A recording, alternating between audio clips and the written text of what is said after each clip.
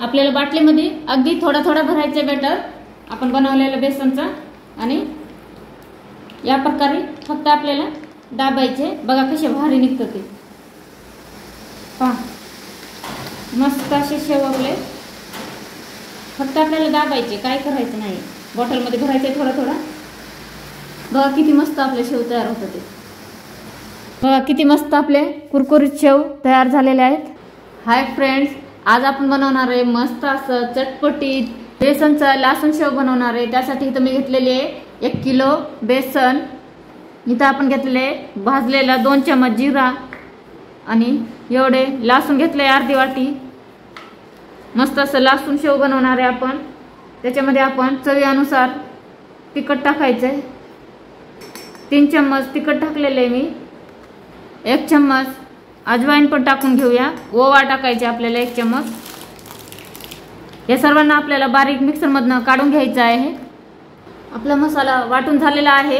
आपण इथं एक टोप घेतलेला आहे, त्याच्यावर चाळण ठेवायचे। याच्यामध्ये मी 1 चम्मच धना पण टाकलेला आहे, साबुत धना, अख्खा धना। आणि आपल्याला हे सगळं मिश्रण गाळून घ्यायचं आहे चाळणीच्या मदतीने, जेणेकरून आपण जेव्हा शेव बनवू तेव्हा ते आपल्या मशीनमध्ये अडकणार नाही अजिबात। या प्रकारे पाणी टाकायचे त्याच्यामध्ये आणि मिक्स करून घ्यायचे सर्व।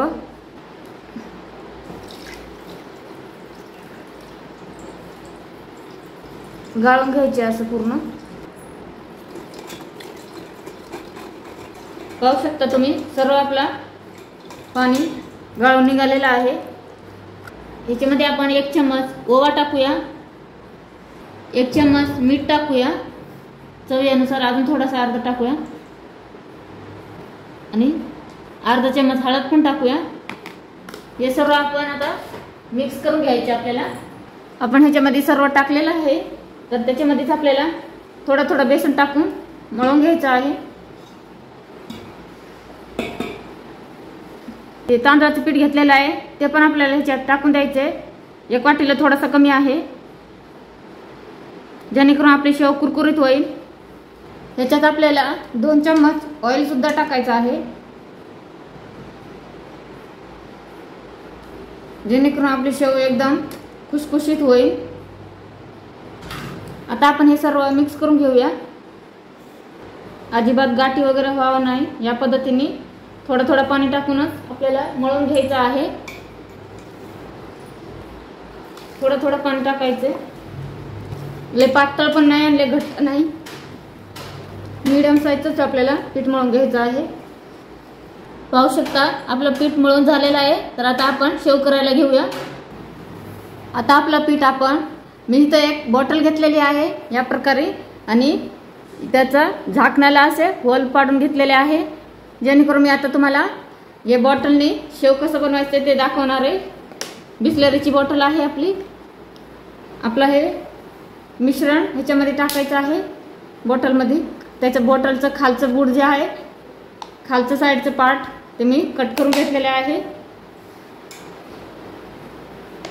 पाहू शकता तुम्ही या प्रकारे आपल्याला बॉटलमध्ये भरून घ्यायचं आहे।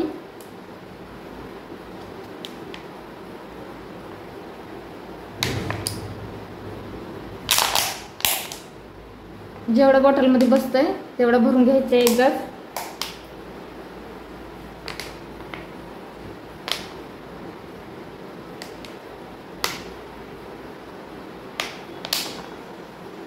या प्रकारे मी भरून घेतलेले आहे।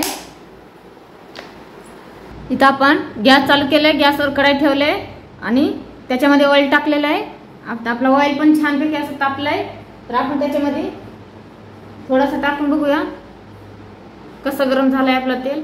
चांगलं तेल कडकडीत तापलं की मगच आपल्याला त्यात शेव टाकायचं आहे। आता आपलं तेल तापलंय, आपण याच्यामध्ये आता शेव टाकू शकतो। पाहू शकता तुम्ही बाटलीच्या मदतीने आपले किती सुंदर असे शेव तयार होऊ राहिले। बघा आता किती भारी आहे, बघा लेअर येऊ राहिले। काही करायची गरज नाही, साशा विषाची मशीनाची गरज नाही। 1 नंबर असे आपले बिस्लरीची बॉटलनी मस्त असे शेव आपले तयार होतात। ते बघा किती भारी शेव।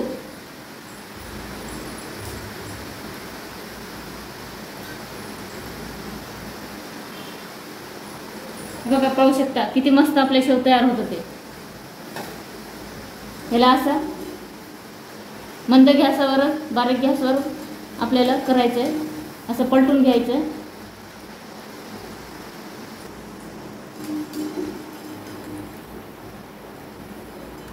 बघा किती सुंदर आपले शेव तयार होत ते.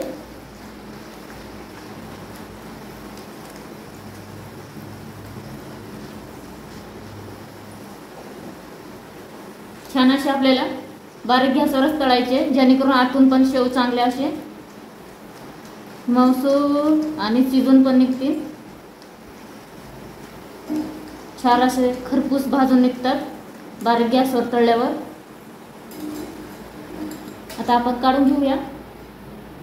बघा किती सुंदर शेव तयार झालेले आहेत आपले. पहा,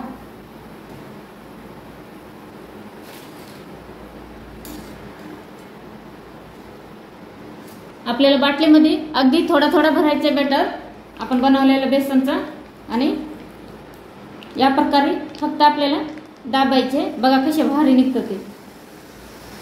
पहा, मस्त असे शेव आपले.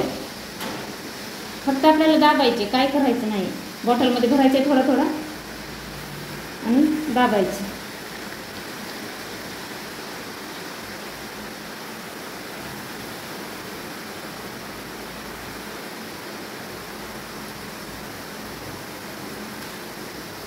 बघा किती मस्त आपले शेव तयार होत ते. फक्त आपल्याला असं तेलामध्ये खाली बुडवायचं. एक साईडने भाजलं की आपल्याला दुसऱ्या साईडने पण भाजून घ्यायचं.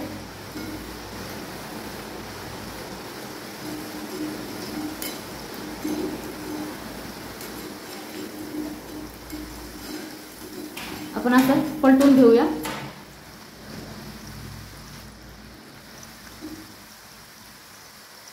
आपल्याला सर्व शेव या प्रकारे तळून घ्यायचे.